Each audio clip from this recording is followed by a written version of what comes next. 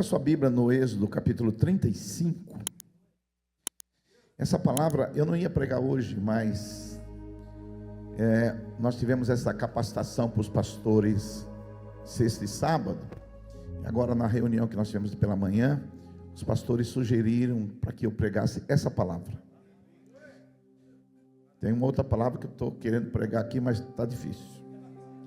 Tem uma palavra que eu quero falar sobre 6 coisas que você não pode ser, mas não deu um domingo, não deu hoje, mas um dia vai encaixar.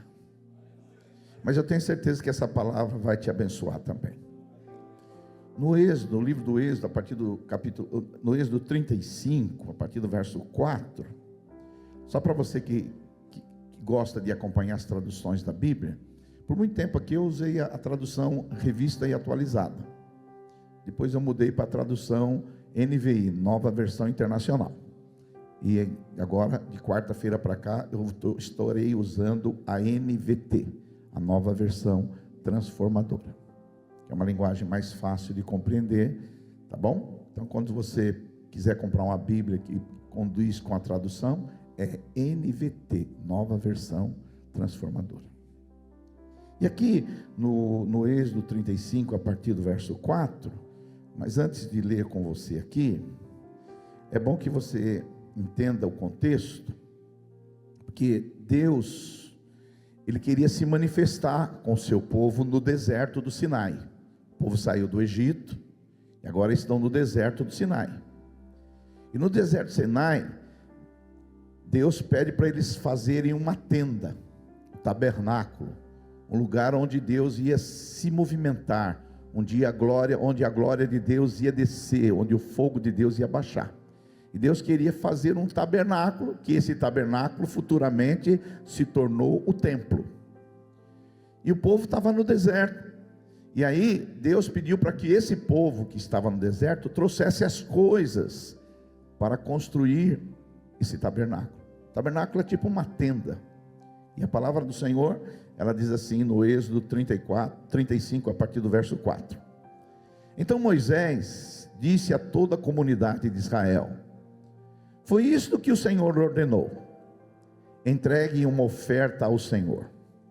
Todas as pessoas de coração generoso apresentem as seguintes ofertas ao Senhor: ouro, prata e bronze, e fios de tecido azul, roxo e vermelho, linho fino e peles de cabra para confeccionar tecidos, peles de carneiro tingidas de vermelho e couro fino e madeira de acácia, óleo de oliva para as lâmpadas, especiarias para o óleo da unção e para o incenso perfumado, pedras de onix e outras pedras preciosas para serem fixadas no colete e no peitoral do sacerdote. Vamos pular para o verso 20 agora. Diz assim: o Senhor pediu essas ofertas para construir o tabernáculo. Então toda a comunidade, verso 20, de Israel se despediu de Moisés. Todos aqueles cujo coração foi movido e cujo espírito foi tocado, voltaram com ofertas para o Senhor. Trouxeram todos os materiais necessários para a construção da tenda do encontro, para a realização das cerimônias e para a confecção das roupas sagradas. Todos os que tinham coração disposto, tanto homens como mulheres, vieram e trouxeram para o Senhor suas ofertas de ouro, na forma de argolas, brincos, anéis e colares. Apresentaram todo tipo de objeto de ouro como oferta especial para o Senhor. Mas tem outro versículo que eu quero ler agora, que está lá no Êxodo 36, verso 4. Continuando. Êxodo 36, verso 4. Foi pedido para trazer oferta, o povo trouxe oferta, e olha só agora no capítulo 36, verso 4. Por fim, os artesãos que estavam trabalhando no santuário interromperam a obra e informaram a Moisés: o povo trouxe mais que o suficiente. Esse é o sonho de todo pastor. O povo trouxe mais que o suficiente. Que hoje, Fernando, na hora da oferta que você fez, que o povo tenha trazido mais do que o suficiente para o acampamento, mas não está aí, só para aí não. Homens e mulheres, não preparem mais ofertas para o santuário, temos o suficiente. Já pensou um dia que eu chegar aqui na Água Viva e falar: irmãos, não tragam mais nada? Assim, o povo parou de trazer suas ofertas, suas contribuições foram mais do que suficientes para completar todo o projeto. Você acredita que um dia aqui na nossa igreja, nós vamos chegar ao ponto de falar: irmão, não traga mais oferta aqui não, nós já temos o suficiente? Você acha que pode chegar um dia, esse dia, Sheila? É só um milagre. Olha, é uma coisa assim, porque na Bíblia Sagrada, um líder espiritual falar que o povo não tragam mais, nós pastores falamos justamente o contrário: tragam mais. Mas hoje eu quero tirar 4 lições para a sua motivação espiritual. Vocês entenderam bem a história? Sim ou não? O povo estava no deserto e Deus queria que construísse um tabernáculo, uma tenda, para que a glória dele se manifestasse naquela tenda. Essa tenda depois veio vir ser o santuário, o templo que Salomão edificou lá, ok? Eu quero tirar desse texto aqui 4 motivações para você servir a Deus, porque você está aqui para servir a Deus. Diga aí para o seu vizinho: você está aqui para servir a Deus. Tem pessoas que servem a Deus, mas com o tempo elas vão diminuindo as suas motivações. Tem pessoas que chegam: o que precisa fazer? Quanto dinheiro precisa? Eu estou aqui. Elas chegam, mas depois, sabe o que acontece, André? Elas começam a diminuir, o farol vai abaixando, aí a vida dela fica assim: luta. Então, um segredo espiritual, eu vou falar para você um negócio aqui, que se você entender essa pregação, você não vai viver mais esses altos e baixos, vai viver uma vida constante, porque tem gente que é muito altos e baixos, muito assim, um dia está lá cheio do Espírito Santo, outro dia está lá: quero me matar, fui subir aqui no viaduto, estou querendo me jogar. Eu falei: mas como é possível um negócio desse aqui? Vou dizer para você, na minha experiência cristã, não sou melhor que ninguém, dependo da graça e de Deus. Deus sabe que eu sou miserável, pecador. Eu sirvo a Deus há 47 anos, eu nunca tive altos e baixos, nunca. Eu nunca tive altos e baixos. Esse negócio está lá, um dia vem na igreja, outro dia vai no terreiro de Umbanda. Eu não consigo isso aqui, eu não consigo isso. É porque tem pessoas que você vê que chega aqui um domingo, aquela carinha, glória a Deus, louvado seja Deus, mas chegou outro domingo assim: pastor, mas a vida não passa por lutas? Passa. Você acha que eu não estou passando luta? Minha mulher com câncer, você acha que eu não estou passando luta? Você acha que eu não choro? Você acha que eu vejo a minha mulher chorando, fraca? A minha vida é assim, está fácil? Não é fácil.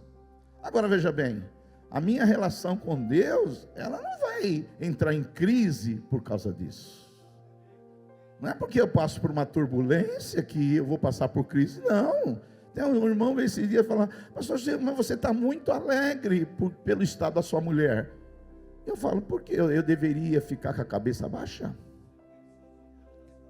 Por que você não cuida da sua vida? Não, eu entendo que às vezes a gente passa por momentos de dor, de sofrimento, mas a gente serve a Deus. E se estamos vivos, somos de Deus, e se morremos, somos de Deus. Não, e essa semana morreu um pregador famoso nos Estados Unidos, o pastor John MacArthur, que talvez um dos maiores teólogos que nós tivemos, e ele falou uma frase que eu fiquei com aquela frase o dia inteiro, antes de morrer. A frase dele: a pior coisa que a morte pode fazer por mim, a pior coisa que a morte pode fazer por mim, é me levar a Jesus. Olha só, a pior coisa que a morte pode fazer comigo é me levar a Jesus. Você não entendeu? Você já pensou isso? A pior coisa que a morte pode fazer comigo é me levar nos braços de Jesus. Aleluia! Por isso, irmãos, nós precisamos de motivações para servir a Deus. Sim ou não? Motivações para servir a Deus. E eu quero falar para você 4 motivações. Primeira motivação que nós temos para servir a Deus é a palavra de Deus como fonte de inspiração. Aleluia! Veja bem, Moisés agora, olha só, presta atenção. Ele está lá no deserto com aproximadamente 2 milhões de pessoas que eram escravos no Egito, e agora Deus libera uma palavra. E qual é a palavra? Nós vamos construir uma tenda. Nós vamos construir uma tenda. Olha só o verso 4. Então Moisés disse a toda a comunidade de Israel: foi isto que o Senhor ordenou. E o que o Senhor ordenou? Nós vamos agora construir uma tenda. Nós vamos construir um tabernáculo. Nós vamos construir algo. Então deixa eu falar para você, a primeira fonte de inspiração para a sua vida não tem que ser a psicologia, nem a neurociência. A primeira fonte de inspiração de um homem e uma mulher espiritual é a Bíblia Sagrada, é a palavra de Deus. Isso aqui deve ser fonte de te animar, de te impulsionar, de deixar você animado, cheio de energia, cheio de vida, porque a palavra de Deus é vida. A palavra de Deus ilumina os olhos, a palavra de Deus dá sabedoria, a palavra de Deus ela restaura a vida, a palavra do Senhor ela ilumina os olhos, a palavra de Deus nos faz fazer as escolhas certas. É a palavra de Deus. Tem muita gente crente hoje que não lê a Bíblia e só lê livro de psicologia. Tem muito crente que só fica lendo filósofo existencialista.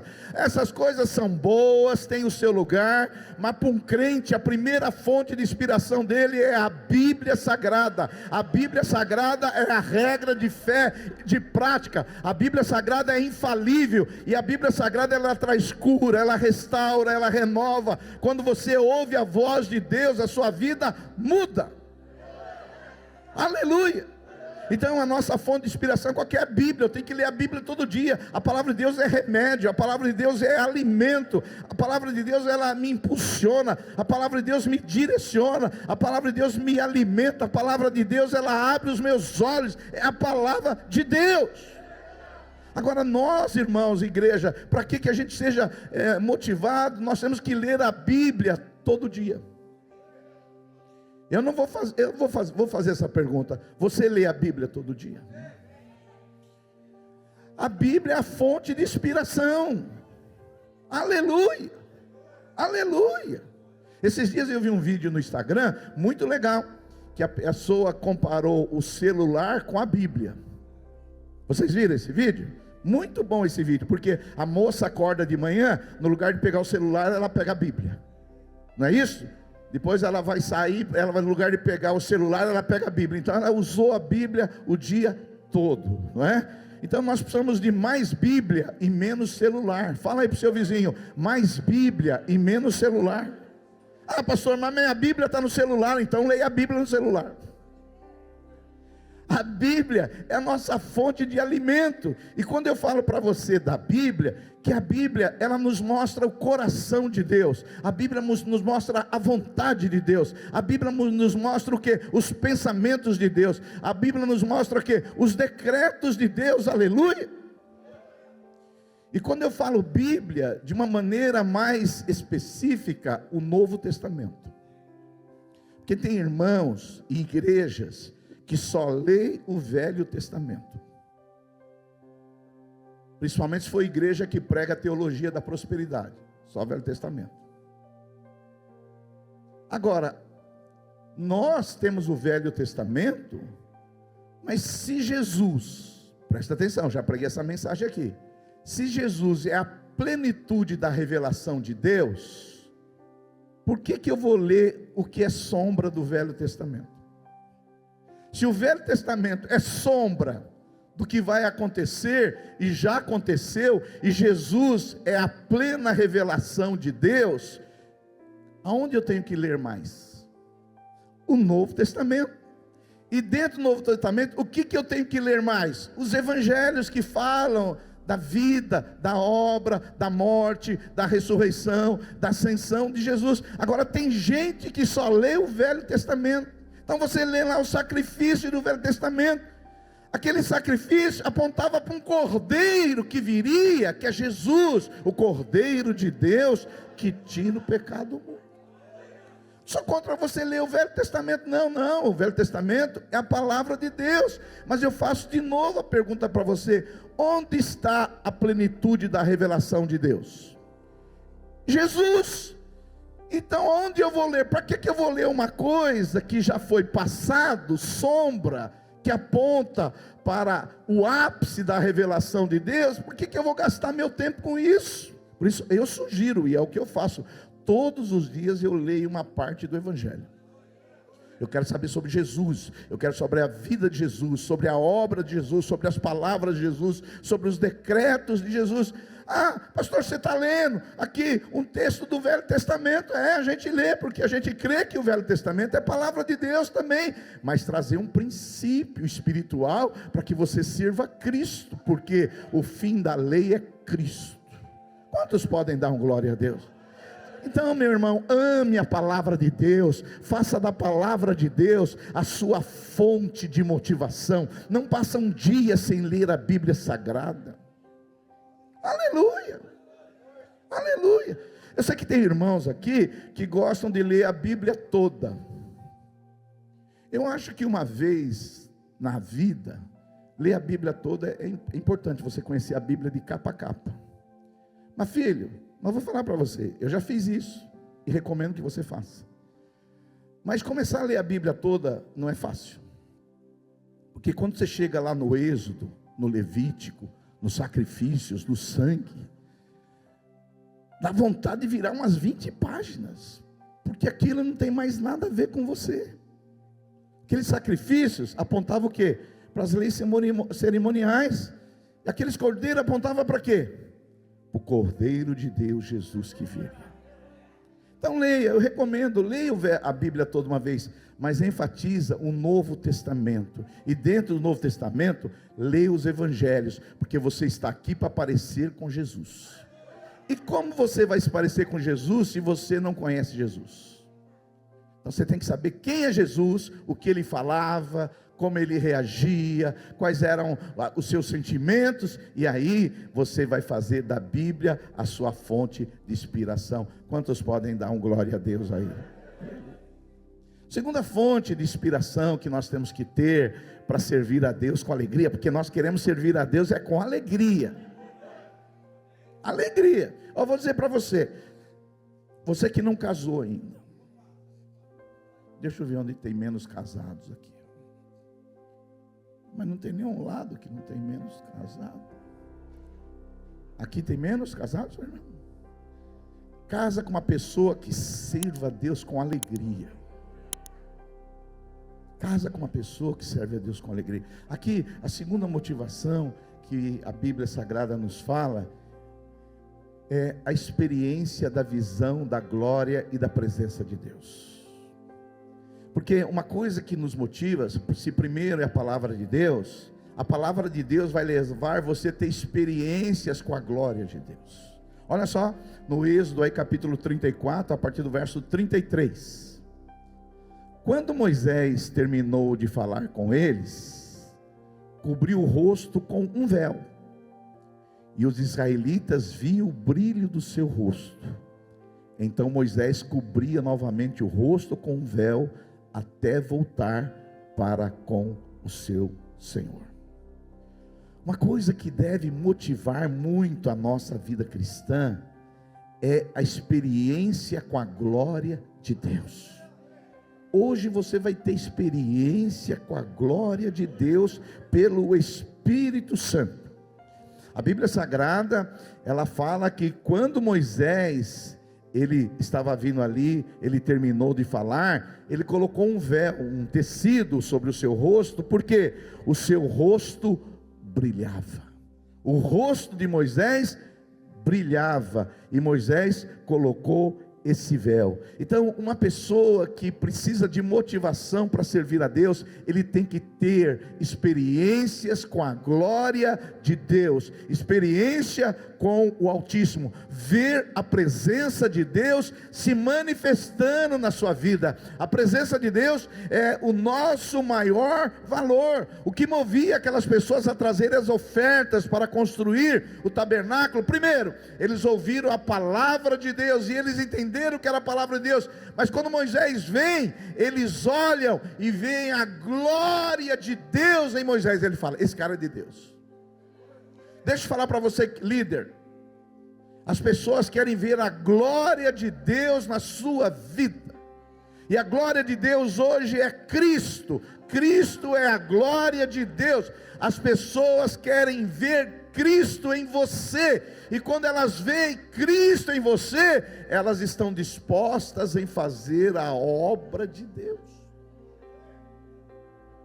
Eu sei que num primeiro momento tem pessoas que vão nos nossos cultos, nas nossas células, por causa do lanche, por causa da hospitalidade, por causa do relacionamento, sim ou não? Por causa da amizade, e é normal, faz parte da vida isso.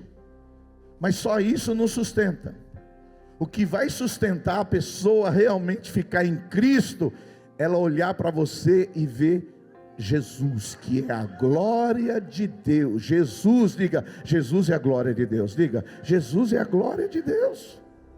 E aqui, se na velha aliança, pastor Jefferson, já tinha glória, se na velha aliança tinha glória, Paulo vai dizer assim, muito mais na nova aliança. Na nova aliança, a glória sobressai. Se você nasceu de novo, há uma glória sobre a sua vida, meu irmão. Há uma glória para a sua vida, que as pessoas possam ver Cristo e a glória dele na sua vida, em nome de Jesus Cristo. Aleluia. Que as pessoas vejam Cristo em você. Que as pessoas não vão mais na sua cela por causa da sua simpatia, por causa da sua gastronomia, por causa da sua hospitalidade, mas que as pessoas só falam, quer ver Cristo. Vai lá que você vai ver a glória de Deus. Aleluia. No Salmo 8, o salmista Davi, ele vai dizer assim, que Deus criou o homem pouco menor que os anjos, e encheu eles de honra e de glória. E às vezes tem uma glória na nossa vida que nem nós enxergamos. Porque Davi, lá no Salmo 8, ele conseguiu ver que havia glória no homem. O homem foi criado para a glória de Deus, mas por causa do pecado, essa glória foi ofuscada. Mas quando a gente nasce do Espírito e nos tornamos uma nova criatura, essa glória é restaurada. Eu quero dizer para você aqui que nasceu de novo, há uma glória sobre a sua vida. Eu ando muito com o pastor Anatoly. Ando muito, viajo muito, já fiquei em muitos quartos de hotel com ele, mas muito, nesses 26 anos, nós temos muitas histórias para contar. Mas é impressionante como Deus tem agraciado ele com uma glória. Onde ele vai, ele atrai pessoas. Onde ele vai, é uma coisa impressionante, ele chega no lugar, as pessoas vêm. Eu fico impressionado. Eu entro no avião com ele, as pessoas começam a conversar com ele. E um dia nós estávamos no aeroporto de Congonhas, esperando o avião decolar. E aí eu contei uma coisa tão simples para ele. Ele começou a dar uma gargalhada. Você lembra disso? E ele ria, e ele ria, e ele ria dentro do avião. O avião estava preparando para decolar. E ele ria e dava gargalhada. E o povo começou a olhar para ele. E aí o cara que estava no banco da frente virou para mim e falou assim: ei, o que é tão engraçado que você conta para ele que ele dá tanta gargalhada? Eu falei: não, mas não estou contando nada engraçado, não, só estou falando da vida. Mas ele ri tão fácil. Ele ri fácil. Eu falei: isso é uma glória que Deus deu para ele. Ele, qualquer coisa que você fala, ele ri. Há uma glória na vida dele, há uma glória na sua vida também. Eu já fiquei em alguns lugares com ele, que a camareira que vai arrumar a nossa cama, quando olha para ele, vê alguma coisa que eu não vi ainda. Pede oração. Quantas vezes já vi ele derrubar camareira nos corredores do hotel? Sim. Sim. Uma vez no aeroporto de Salvador, ele chegou, desceu no aeroporto de Salvador, porque sabe uma coisa, se ficar perto dele, não fala a palavra negativa. Palavra negativa você pode levar uma no pé do ouvido. E eu me lembro uma história, ele chegou no aeroporto de Salvador, porque tem uns crentes aí que é tudo doente, né? Que estão numa guerra espiritual aí, que eu não sei de onde é. Quando ele chegou no aeroporto de Salvador, você sabe que a Bahia é conhecida por esses trabalhos aí, meio pesado, que hoje nem é o principal é o Rio Grande do Sul, não a Bahia, mas o pessoal, a Bahia que pegou fama. E aí quando ele chegou na Bahia, o pastor foi receber ele no aeroporto e já falou assim: você já sentiu o clima pesado aqui? E Anatólio, como não gosta de palavra negativa, já virou e já deu um bem no pé do ouvido do pastor. O pastor caiu no chão, ele falou: toma-lo! E não fala mal da sua cidade. Você fica falando mal da sua cidade, fica falando mal de Mauá, Ribeirão Pires aqui. Você fala bem da sua cidade, meu irmão. É isso, Anatólio? Aleluia! Há uma glória. Hoje é dia de você receber uma nova medida de glória. Moisés, que vivia a nova aliança, tinha glória. Você, crente da nova aliança, você acha que vai ter uma glória menor? Paulo vai dizer que a glória da nova aliança é muito superior. As pessoas vão na sua cela, sabe por quê? Lá tem glória. Porque às vezes cai, talvez, numa fraqueza sua. Você pode falar assim: o pessoal vai lá na minha célula, na minha casa, é porque lá eu sou muito simpático. Eles vão lá porque eu tenho uma comida boa. Porque eu tenho um bom papo. Não, vou falar para você, crente, ele só quer ir em lugar que tem glória. Há uma glória em você, líder de célula, em você, discipulador. Há uma glória de Deus na sua vida, e essa glória pode ser aumentada em nome de Jesus Cristo. E quando o povo viu a glória em Moisés, eles falaram: o que precisa dar aí para construir o negócio? O que precisa aí? O que precisa aí? O que precisa aí? Precisa do carro? Precisa aí do quê? Eles deram o que foi preciso e deram ainda mais. Você sabe por que você não oferta mais nessa igreja? Você não oferta porque primeiro, você não acha que o que nós falamos é palavra de Deus. Segundo, você não acredita que tem uma glória aqui. Porque o dia que você entender que aqui nós falamos palavra de Deus e que há uma glória aqui, você não vai perguntar: pastor, o dízimo é do bruto ou do líquido? Aí eu vou falar para Deus: Deus, o Senhor vai abençoar essa pessoa com bruto ou com líquido? Quando uma pessoa vê a glória de Deus, irmão, ele contribui na casa, tanto que Moisés teve que dizer: chega, chega. Mas um dia vai ter uma glória nessa casa aqui. Nós vamos ter que falar assim: para, irmãos, para, fica um pouquinho para você, nós já temos o suficiente, porque há uma glória para Deus. Aleluia. Terceira fonte de motivação, se primeiro é a palavra de Deus, segundo é a glória de Deus na nossa vida, a terceira fonte de motivação é as maravilhas de Deus. Porque à medida que você prega a palavra de Deus, à medida que você manifesta a glória de Deus, à medida que essas coisas vão acontecendo, Deus vai confirmando essas coisas com quê? Com maravilhas no meio do seu povo. Eu vou dizer para você, nós vamos viver uma fase de muitas maravilhas no meio dessa igreja aqui, por causa da palavra de Deus, por causa da glória de Deus e da maravilha de Deus. E não é essas maravilhas fajuta, não. Não é essas maravilhas que o cara levanta a cadeira de roda, mas não tinha ninguém paralítico. Não é essas maravilhas que o cara fala que está curado, mas não está. Não é esse tipo de maravilha, não. É as maravilhas que Jesus realizou, os milagres que Jesus realizou. Nós não precisamos dizer que é milagre o que não é milagre. Se Jesus realiza, Ele realiza e pronto.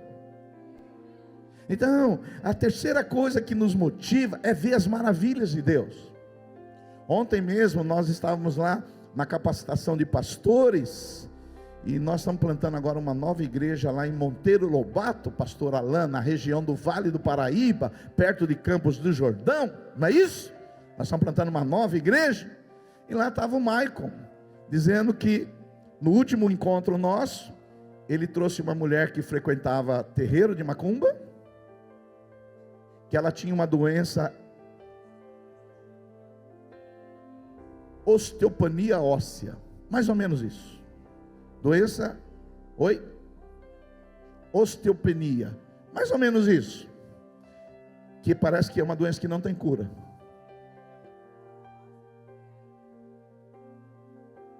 Tá. É uma doença que ele falou que não tem cura. E a mulher, veja bem, a pessoa frequentando um lugar desse, doente, difícil.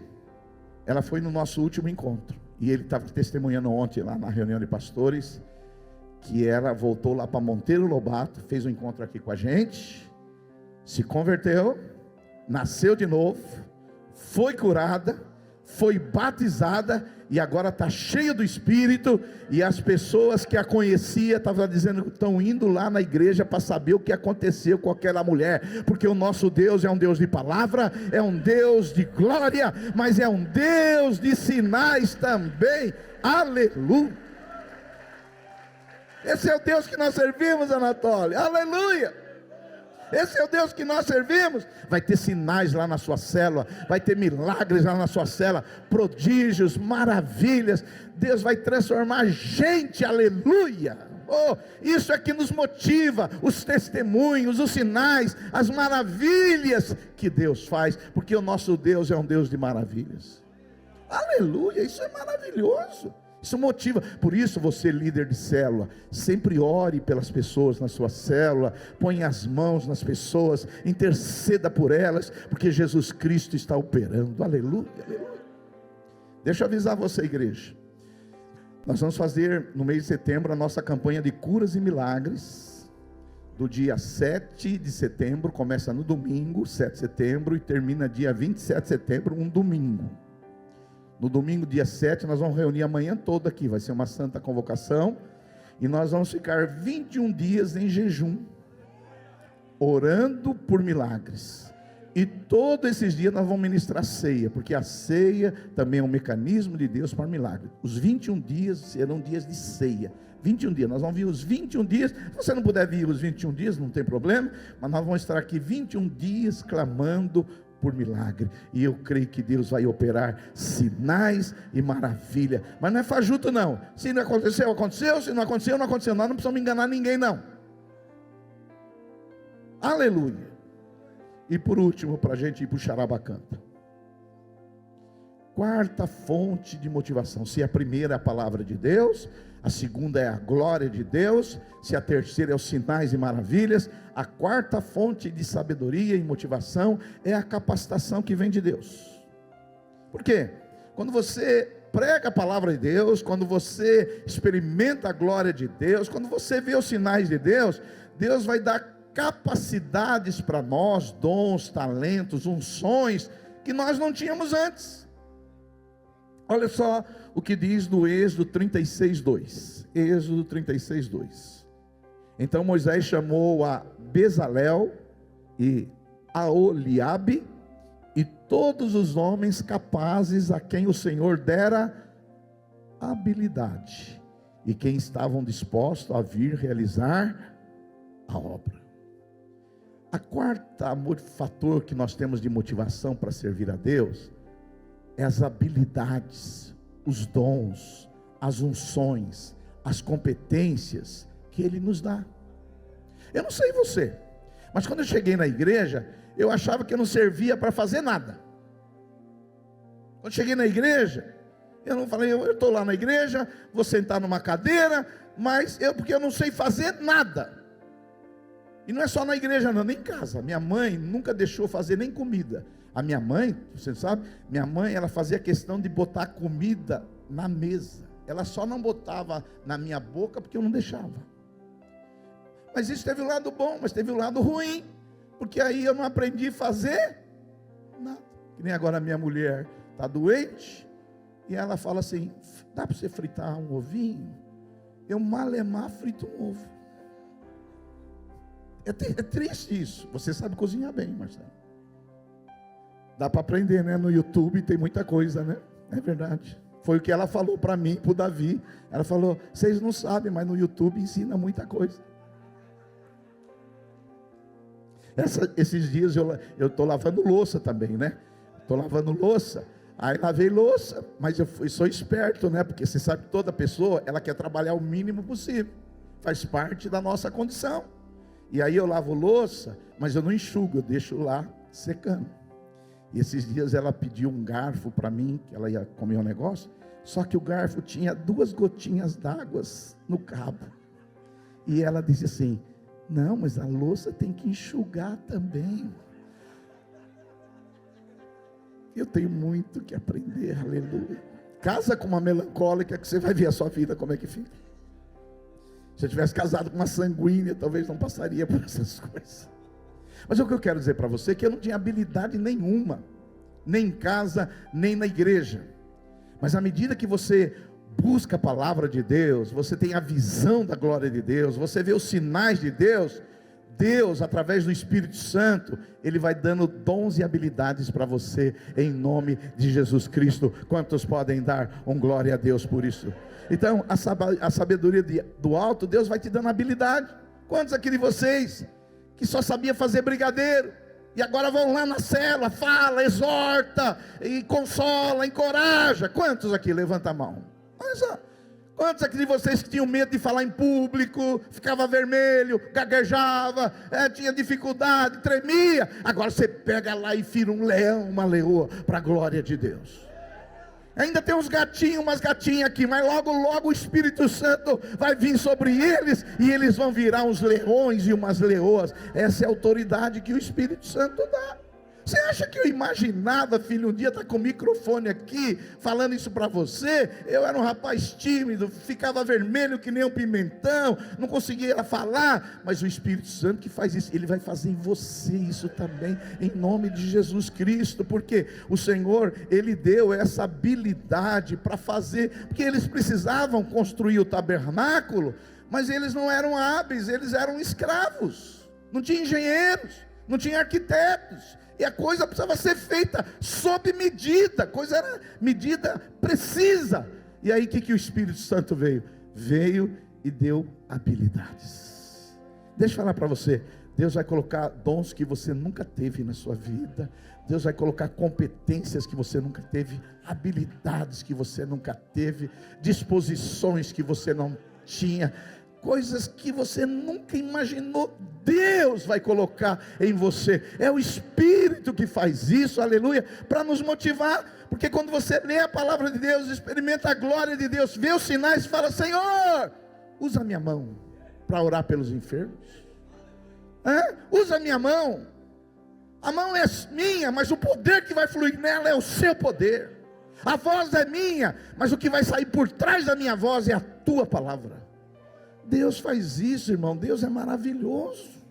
Quantos creem nisso? Diga aí, glória a Deus. Aleluia. Então eu creio que são 4 motivações para servir a Deus. Número 1, a palavra de Deus.